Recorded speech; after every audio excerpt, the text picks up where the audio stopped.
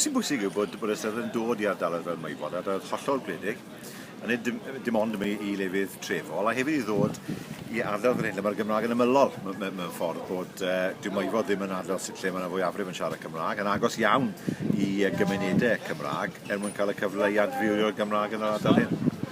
Byddwn ni wedi clywed sôn am dipyn yn yr ardal yma yn enwedig ydy trafodaeth dros addysg ac ysgolion uwchradd. Be allwch chi fel Llywodraeth Cymru wneud i hybu hynny? Wel, wedi siarad lot Cyngor Sir Powys heddi, a beth sy'n cael yn ogol yw maen nhw'n gweld bod rhaid i nhw hybu'r Gymraeg. Mae'n wedi dweud, dwi'n credu bod nhw'n wir dros y blynyddau. Maen nhw'n gweld y bwysigrwydd nawr. Wrth gwrs, mae Powys yn anarferol, mae'n y gogledd ar de'r un pryd. A mae'n heriau'n wahanol, mae'n heriau'n wahanol yn ardaloedd diwydiannol, Cwmtwrch, Stryganles a gogledd Maldwyn. Ond beth sy'n gael yn ogl i weld trwy'r Gymraeg yn Sir Faes Yfed. Sir a colli'r iaith yn gyntaf, wrth gwrs. Treian o'r blant yn cael ei haddysg drwy gyfrwng y Gymraeg yn llawer y miallt enghraifft. Ond mae yna waith yn ei wneud yn sicrhau defnydd y Gymraeg yn ardaloedd traddodiadol Cymraeg. Oes na angen felly i mewn ffordd datblygu strategaethau gwahanol o ran delio efo'r iaith mewn gwahanol ardaloedd o'r un siroedd mewn ffordd fel ydych chi'n cyfeirio, mae Powys yn un o'r rheina sef ardaloedd cry Gymraeg ac ardaloedd gwanach. Mae fe, achos dwi'n credu bod yr un peth yn gweithio ym mhob man o Gymru, a na beth mae'r mentre iaith yna i wneud, wrth gwrs, i weld beth sy'n gweithio yn eu ardaloedd nhw, a wedi'n trosglwyddo hwnna lle maen nhw'n gallu i ran eraill o Gymru.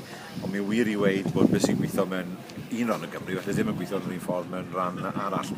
So drwch chi ar Powys, mae'r iaith yn mewn sefyllfa lle mae'n gryfach yn y gogledd yn y de. So drwch chi ar yr hen ardal diwydiannol, gwanhau'r rhwng Gymraeg wedi'i wneud fanna, a hefyd yn Tregastell a Pontsenni yn ardaloedd hefyd. So mae'r heriau yn wahanol. Os sôn am iaith, ydych chi wedi dychwelyd o Patagonia yn ddiweddar, be wnaethoch chi o sefyllfa'r iaith yn fanna, be mwy allwch chi fel Llywodraeth wneud i helpu hybu'r iaith yn Patagonia? Wel, am 10 mlynedd ar hugain, Llywodraeth ar Ariannin ymosod ar yr iaith. Hollol wahanol nawr. Mae'r Llywodraeth Ranbarthol yn gefnogol, mae'r Llywodraeth Cenedlaethol yn gefnogol. A beth ni'n gweld yw, bod o'n i'n gweld bod llawer o'r henoed yn siarad Cymraeg. Plant bach mewn ysgolion Cymraeg wedi'n genhedlaeth goll yn y canol. Rai wedi dysgu Cymraeg, sydd Mair Gaiman, byddwn ni'n gweud y dre mwyaf Cymraeg yn yr ardal. Un o fe yw Gabriel Restuccia, ond yn siarad Cymraeg.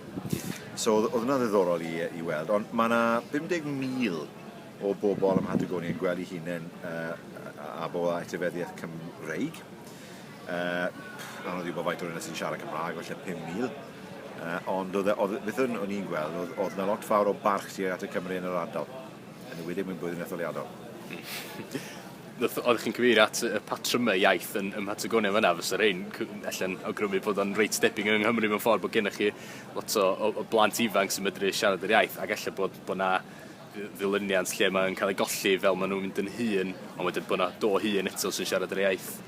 Os yna heriau tebyg o ran trio cadw'r iaith y fyw? Mae'n wath fyna, does dim cyfryngau yn Gymraeg, does dim i ddallen yn Gymraeg, o bach iawn o beth sydd ddallen yn Gymraeg, rai papurau bro, mae'n wir, does dim darlledu yn Gymraeg. Does dim cymuned Gymraeg, mae bobl yn siarad Cymraeg ar yr hewl, mae'n rhaid i fod i fynd i lefydd i siarad Cymraeg gyda'i gilydd. Ond mae hwnna'n digwydd, mae'r capeli yn dal i fod yr agor yna, a'n cael ei ddefnyddio.